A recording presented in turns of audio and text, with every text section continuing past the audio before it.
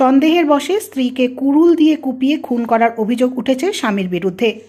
সোমবার বিকেলে চাঞ্চল্যকর ঘটনাটি ঘটেছে রাজগঞ্জের যুগনিডাঙ্গা এলাকায়। অভিযুক্ত স্বামীকে গ্রেপ্তার করেছে পুলিশ। পরিবারের দাবি, ওই ব্যক্তি কয়েক মাস থেকে মানসিক সমস্যায় ছিলেন, সে কারণেই হয়তো এই ঘটনা ঘটিয়েছে। পরিবার ও স্থানীয় সূত্রে জানা গিয়েছে, পানিকৌড়ি গ্রাম পঞ্চায়েতের যুগনিডাঙ্গার 55 বছরের ডোলো রায় ও 52 বছরের কণিকা রায় দুজনেই চা বাগানের শ্রমিক। ওই দম্পতির 2 ছেলে ও 1 মেয়ে রয়েছে। বড় ছেলে ও মেয়ের বিয়ে দিয়েছেন। মোটামুটিভাবে চলছিল তাদের সংসার। অভিযুক্ত ডোলো রায়ের ভাই চন্দন বলেন, দাদা মাঝে মধ্যেই কোনো কারণে রেগে যেতেন, বৌদিকেও সন্দেহের চোখে দেখতেন। কয়েক মাস থেকে দাদার মানসিক রোগের চিকিৎসা চলছিল। গতকাল বিকেলে দাদা বৌদির মাথায় কুড়ুল দিয়ে আঘাত করে। সে সময় ওই দুজন ছাড়া বাড়িতে কেউ ছিল না। স্থানীয়দের সহযোগিতায় বৌদিকে উত্তরবঙ্গ মেডিকেল কলেজ হাসপাতালে নিয়ে যাওয়া হলে কর্তব্যরত চিকিৎসকরা মৃত বলে ঘোষণা করেন। এদিকে খবর পেয়ে ঘটনাস্থলে পৌঁছায় রাজগঞ্জ থানার অধীন বেলাকোবা ফাঁড়ির পুলিশ। অভিযুক্তকে গ্রেপ্তার করে থানায় নিয়ে যায়। রাজগঞ্জ থানার আইসি অনুপম মজুমদার বলেন, অভিযুক্ত ব্যক্তিকে গ্রেপ্তার করা হয়েছে। আজকে ধৃতকে জলপাইগুড়ি আদালতে পাঠানো হচ্ছে। গোটা ঘটনার তদন্ত চলছে। 8 মাস থেকে ওদের মানুষের চিকিৎসা চলছে।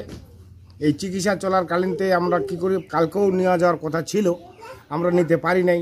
আমরা করে একটা দিন কাজে যায় আসি, তারপর দিন নিয়ে যাব। এই ওষুধ টুধ খাওয়ানো হচ্ছেই। খাওয়ানো হওয়ার কারণটাই ওই বৌদি ওই দাদা কি ওকে দূষিয়ে যে এরকম এরকম ব্যাপার, আমাদের তো দেশীয় ব্যাপারটা আছেই, এই যে ভালোবাসা একটা ওকে অপছন্দ করে, মানে ওকে মানুষকে দুষাদুষি করে। গতকাল তো সকালবেলা আমি উঠে আসলাম, দাদাকে আমি বললাম, বলে কেচাল ঝগড়া করিস না দাদা, কাল পরশু আমরা নিয়ে যাব তোকে আবার চিকিৎসা করতে, ডাক্তার ওষুধ টষুধ তুই কয়েকদিন ওষুধ আছে তুই এটা খা। তারপরে এটা আমি বলে আমি কাজে চলে গেলাম। তারপর কাজে আসার পরে শুনতেছি 3টা সাড়ে 3টা নাগাদ এরকম কোনো ঘটনা ঘটে ফেলছে। কি ঘটেছে আমিও তো সেটা বলতে পারলাম না। দেখতেছি কুড়ালি দিয়ে বলে বৌদিকে কোপ মারছে, এই যে কানের এখানে কোপ মারছে একটা মাথায়। অবাক কাণ্ড। আমার ছেলে পেলেগুলো সবাইকে ফোন টোন করে ডাকছে, ছেলে ছোট ছেলে ছিল, ও গেছে বাজারে, এরকম কোনো ঘটনা করে। তারপর তো সবাই তো অচম্বিত। তারপরে আমি ফোনে করে বললাম, বলে মেডিকেলে নিয়ে আসো।